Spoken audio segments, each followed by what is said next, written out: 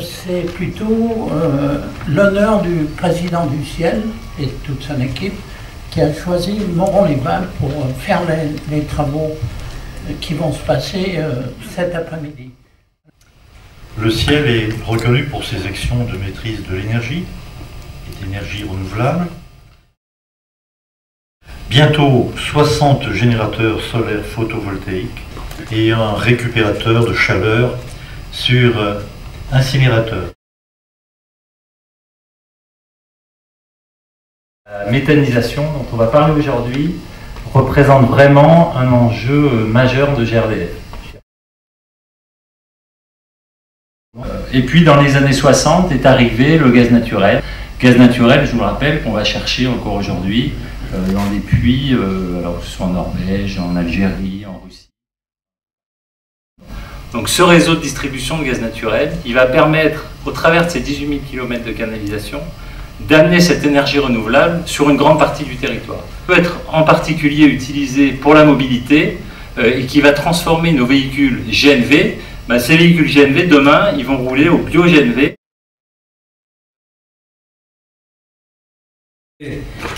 La part des énergies renouvelables dans notre consommation d'énergie de 20%. On accompagne des porteurs de projets, des collectivités dans la réflexion méthanisation. En France, aujourd'hui, dans ce qui est la méthanisation en général, on a peut-être autour de 350 installations et plus spécifiquement sur ce qui est méthanisation agricole, territoriale, un peu plus de 200 installations. On a, on va dire, un véritable enjeu pour nos territoires rhône-alpins ou tous les territoires en France, de travailler cette question. Une unité de méthanisation, ce n'est pas uniquement le projet d'un seul porteur, c'est aussi le projet d'un territoire, qu'on arrive à faire le lien entre collectivité, agriculture, industrielle, pour réussir le pari de la méthanisation. Donc en Rhône-Alpes, effectivement, ça se développe, principalement sur de la cogénération vu l'historique. Mais on commence à avoir quelques projets d'injection, et en termes de prospective, comme on est aussi impliqué au national pour ces sujets de biométhane, je peux vous dire qu'il y a beaucoup de choses qui bougent. On achemine le gaz naturel, on exploite le réseau et on le développe. Donc c'est dans le cadre de ce développement qu'on a des activités aussi et pourquoi ce réseau est une formidable opportunité aujourd'hui pour le développement de l'injection. Parce qu'il alimente 77% de la population en France. C'est une infrastructure existante, donc ça a tout son sens de l'utiliser pour distribuer une énergie renouvelable partout où il est déjà présent. On sort un gaz du méthaniseur, et bien c'est du biogaz. Il est constitué, c'est un gaz très riche en méthane, à peu près 60% de méthane. Pour pouvoir l'injecter dans les réseaux et qu'il soit à la même qualité que du gaz naturel, il va falloir l'épurer via un épurateur et l'injecter du coup à une qualité identique au gaz naturel, c'est-à-dire à plus de 97% de méthane. Des travaux qui sont menés au national pour dire ce biogaz qu'on pourrait produire à la ferme, mais plutôt en petite quantité, est-ce qu'on ne peut pas essayer de valoriser en biométhane, d'aller le chercher et de le ramener à un tuyau qui serait dans la commune d'à côté. Pour faire du biométhane aujourd'hui et bénéficier de ces tarifs d'achat, on méthanise 3 types de déchets. Des déchets de l'industrie agroalimentaire, des déchets du monde de l'agriculture et on pourrait dire des déchets issus du collectif, c'est-à-dire de la vie collective. Alors, l'association française du GNV et du bio-GNV maintenant est une association qui est née au milieu des années 90 et cette association avait pour vocation à développer l'usage carburant dans les véhicules. Aujourd'hui, nous avons à peu près 10% des bus transport urbain collectif en France qui fonctionnent au gaz. Donc des villes comme... alors non, il n'y a pas Lyon, par contre, pardon. Des villes comme Bordeaux, comme Strasbourg, comme Lille, Toulouse fonctionnent avec des bus au gaz naturel. Il y a à peu près également 10% des bennes à ordures ménagères qui fonctionnent au gaz naturel. Et par exemple, la ville de Paris a 80% de ces bennes à ordures, soit en régie ou soit en délégation de service, qui fonctionnent au gaz naturel. Depuis 3-4 ans, Il y a des leviers extrêmement forts et qui sont d'ailleurs pas seulement français, qui sont mondiaux. Le nombre, si je cite quelques chiffres, le nombre de véhicules dans le monde qui roulent au gaz naturel a augmenté de 20% par an depuis ces 10 dernières années.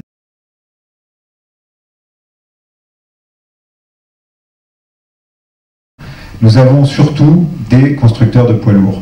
Et nous avons les principaux constructeurs de poids lourds avec Renault Trucks, Volvo Trucks, MAN, Scania, Iveco.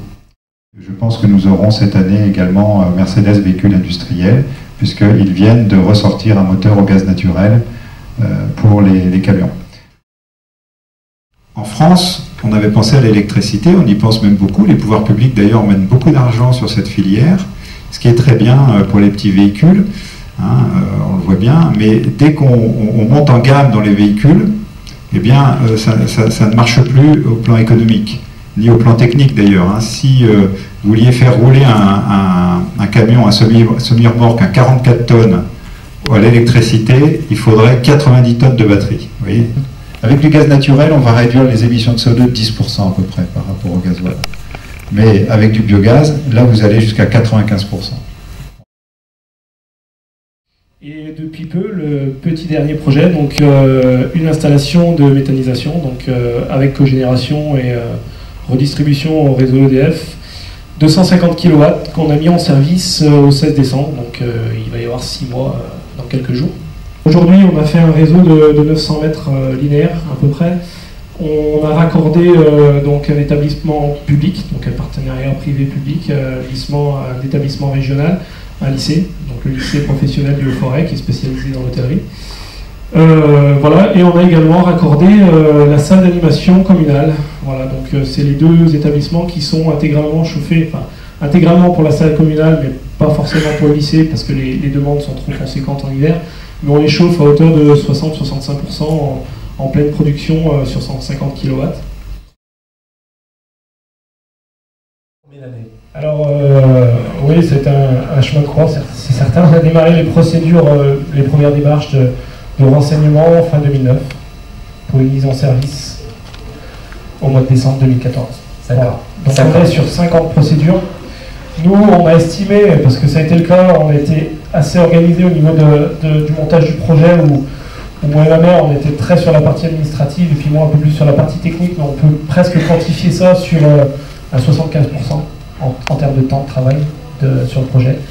Donc c'est sûr qu'il faut y croire, c'est certain, mais comme tout projet, dans n'importe quel domaine, j'ai envie de dire.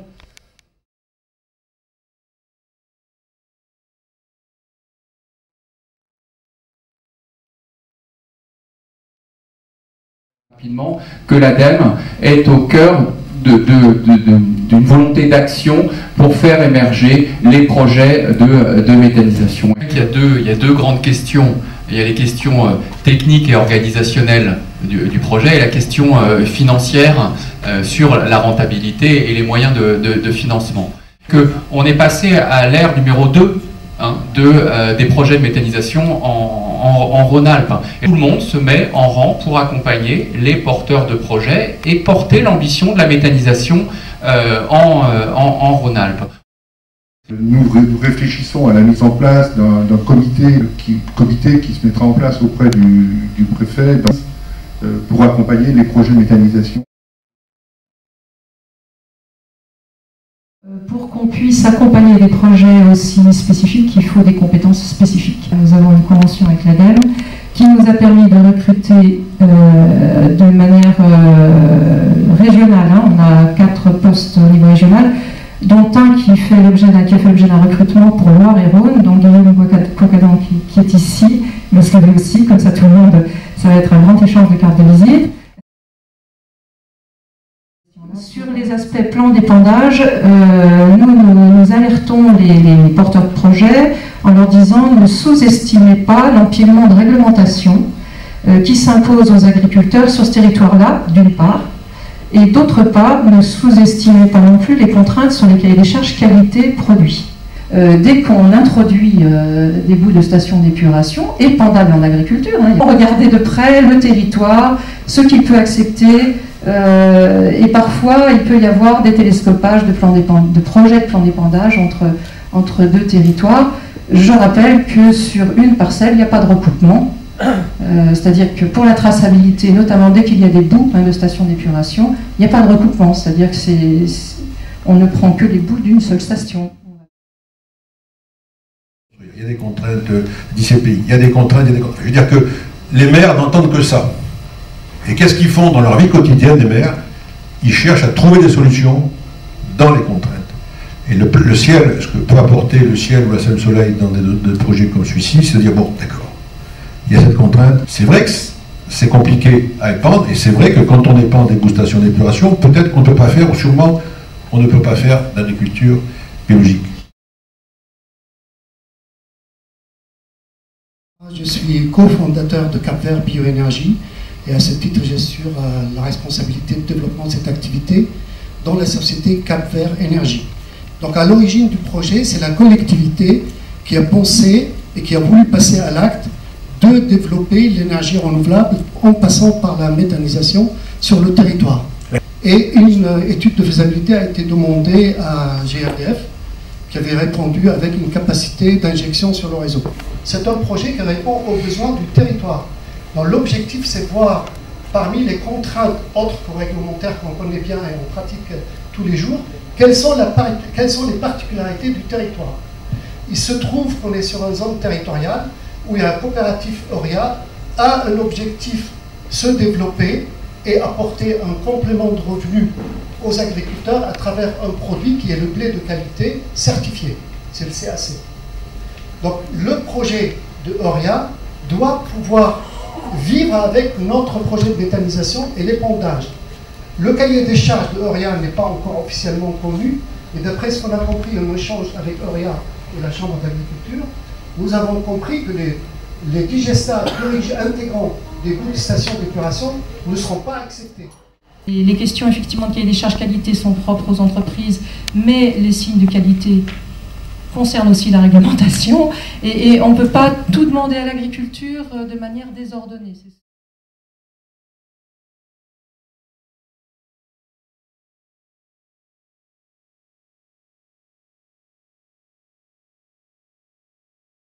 GRDF va ainsi réaliser une étude de potentiel d'injection dans la Loire. Le ciel, pour sa part, doit étudier les zones de disponibilité de ressources et d'implantation éventuelle de méthanisateurs. En outre, le ciel a développé l'applicatif Prosper qui permet de réaliser des scénarios énergétiques locaux. Ce travail mené avec GRDF va ainsi pouvoir compléter cet outil et apporter encore plus d'informations pour les communes et les communautés en quête de leur potentialité énergétique territoriale.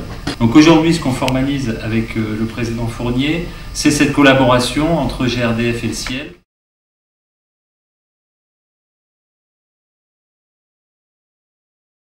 Donc, si on constate qu'il n'y a pas assez de points de consommation, il y a un moyen très simple d'augmenter cette consommation tout au long de l'année, c'est de rajouter des véhicules GNV, parce qu'avec des véhicules GNV, vous avez des enlèvements de gaz naturel tout au long de l'année, contrairement par exemple à un usage chauffage où vous avez une très grande modulation tout au long de l'année.